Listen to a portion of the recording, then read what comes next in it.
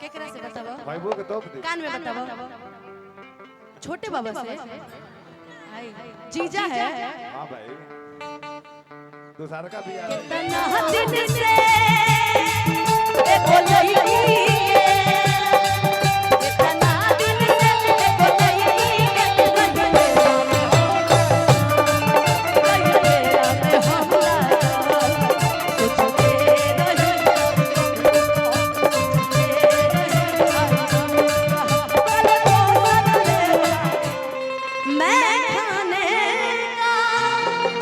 रंग बदलने वाला है कि बोतल खोल के सामने रखी चांद निकलने वाला है। बोतल खोल के सामने रख दो उल्टी होने वाला है। आपको कब से 1.5 साल से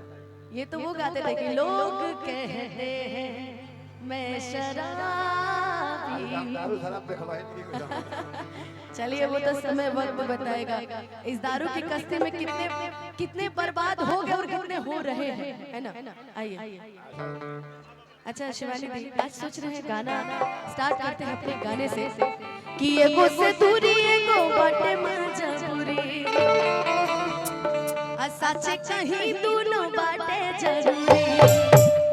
कि कैसे कहीं के करा से मन भरला ये प्यार यार दोनों लोग समझ लीजिए मेरे नहीं शिवानी दीदी के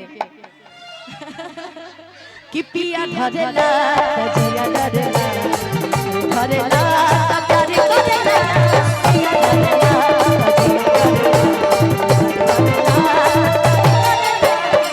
एगो से दूरी एगो बाटे मजबूरी सच्चे कहीं दोनों बाटे जरूरी एगो से दूरी एगो बाटे मजबूरी सच्चे कहीं दोनों बाटे जरूरी ऐसे कहीं का जैसे मन बदला केकरा से काला ज्यादा रुपया कुछ कहली है छोटे बाबा केकरा से बताओ भाई वो के तो कान में बताओ छोटे बाबा से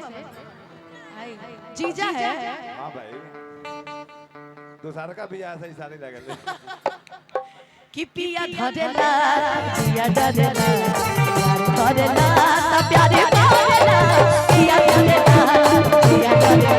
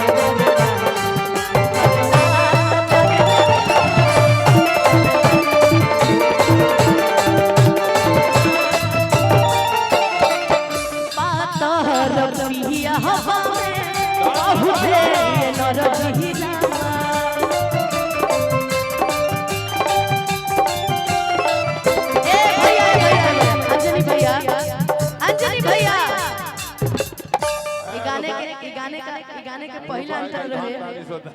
अरे सुना ना यार छोटे भैया ये गाना के पहला अंतर रहे अब कि पहाड़ पिया में बहुते नरजीरा अधरे त छोड़े नहीं करके तनवर पातर पियवा के बारे में भी बता सकेली। हां भैया जितना पातर एनर्जी होला त मोट एनर्जी ना होगी सब से देख ला आपके सामने कौन दीपक भैया ना वो मोट हो फुर्ती ज्यादा बिकू अच्छा वो मोट हो भैया कि पातर पिया में बहुते नरजी